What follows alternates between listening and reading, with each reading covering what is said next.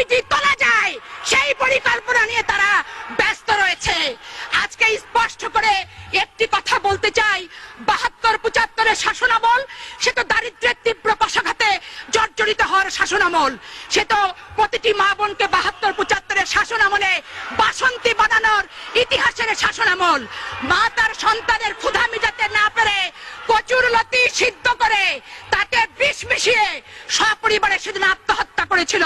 পত্র পত্রিকার পাতা খুললেই আপনারা সেদিন দেখবেন। তাই তো রফিক আজাদ বলেছিল, ভাত দে হারামজাদা নইলে মানচিত্র খাবো। মাননীয় স্পিকার, নারী নির্যাতন এত ব্যাপক আকার ধারণ করেছিল যে ৭২-৭৫-এর শাসনামলে কোন যুবতী মেয়েকে নিয়ে মা তার মেয়েকে রাতের বেলা নিজের ঘরে থাকতে পারত না।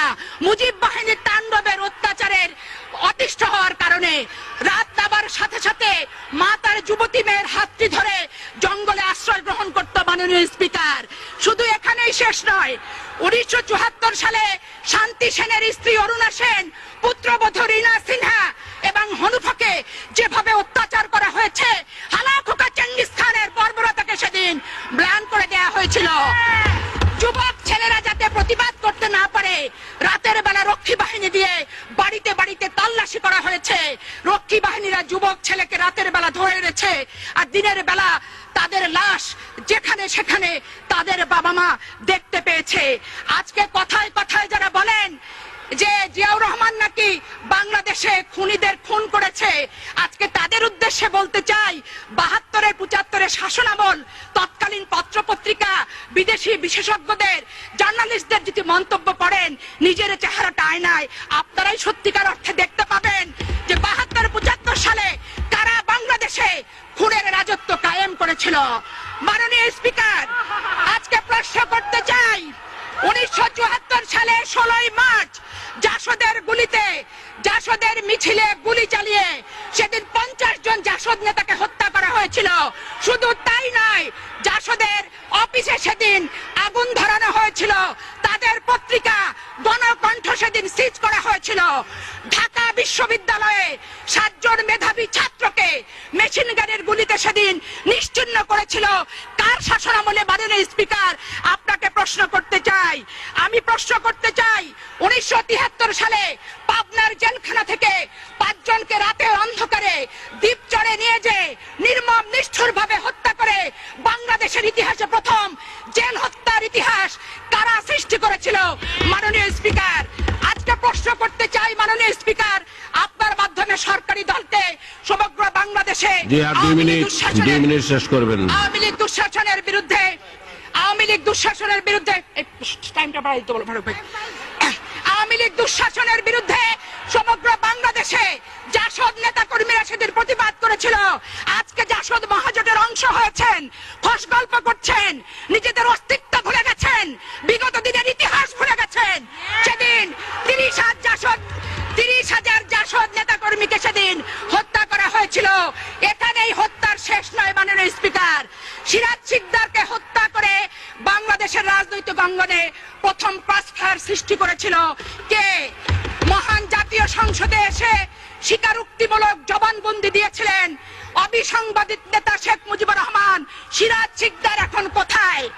আজকে সরকারি দলকে প্রশ্ন করতে চাই, কথায় কথায় বলেন বাংলাদেশের প্রতিটি ঘরে ঘরে আপনারা আইনের শাসন চালু করবেন।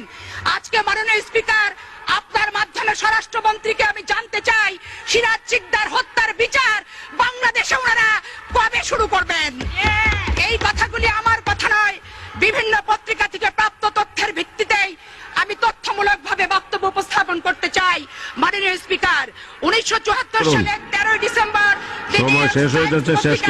শেখ মুজিবুর রহমান সাহেব বলেছিলেন, এতদিন অন্যেরা খাইছে, এখন খাইবো আমার লোক, কেউ কোনো কথা বললে লাল ঘোড়া দাবড়াইয়া দিমু। উনি আরো লিখেছিলেন, ১৭ মিনিটের আইন পাস, বাক স্বাধীনতার গলায় ফাঁস, 1975-এর 25শে জানুয়ারি চতুর্থ সংশোধনী, 1973-74 অর্থ বছরে বাংলাদেশের শাসন কার্য পরিচালনা করার জন্য 2000 কোটি টাকার প্রয়োজন ছিল।